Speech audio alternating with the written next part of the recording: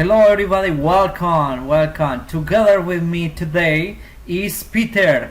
And Peter and me, we are going to talk about language and culture. But first, Peter, could you share a brief introduction of yourself, please? Yeah, hi, my name's Peter, and I'm speaking to you from Australia.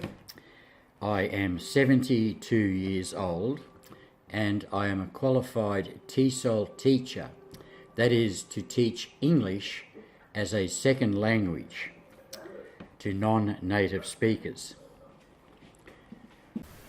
Okay, Peter, the first question is, what do you think is the relationship between language and culture?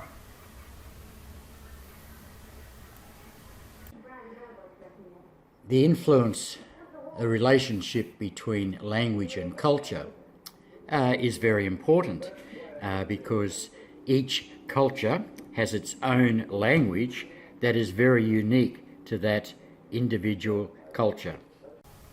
Okay, the second question is, what is the influence of culture in the process of a foreign language process? Culture does play a role in language.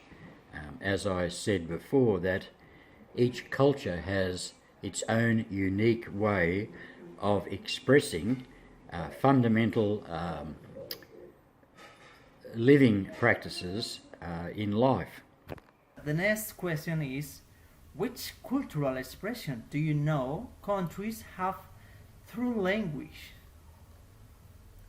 Use an example of a couple of Australian cultural expressions that, in my experience, I have found that people can straight away identify me as being from Australia.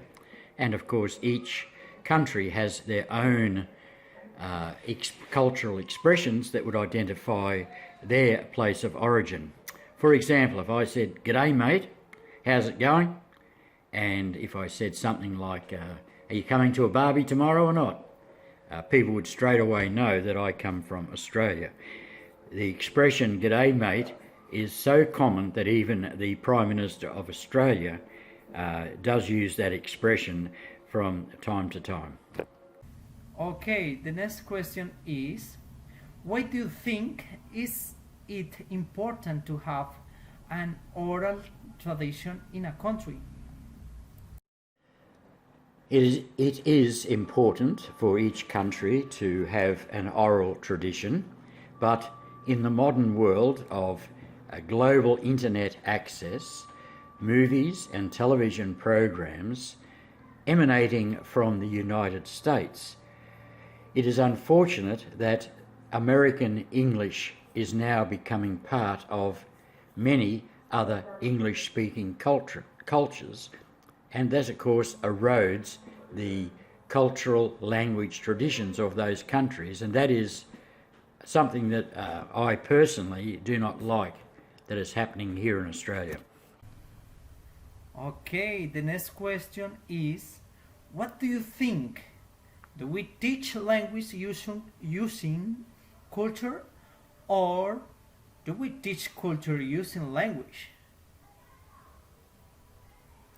To answer the next question, I don't think either way is important. In fact, when I'm teaching English, I endeavour to teach straight English. But, for example, if a person who I was teaching was intending to come to Australia as an immigrant, or was an immigrant already living in Australia, I would straight away teach the cultural language that is in common use here in this country, so that person would understand what we are talking about.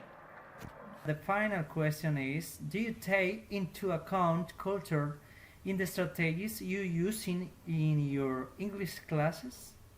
Can you give me some example, please? In regard to your last question, I only take into account culture in my language teaching strategies if a person was intending to come to live in this country or are already living here but are having trouble assimilating and having trouble understanding the local language.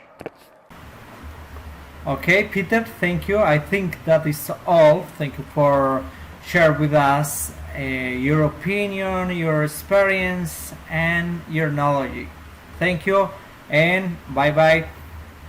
See you.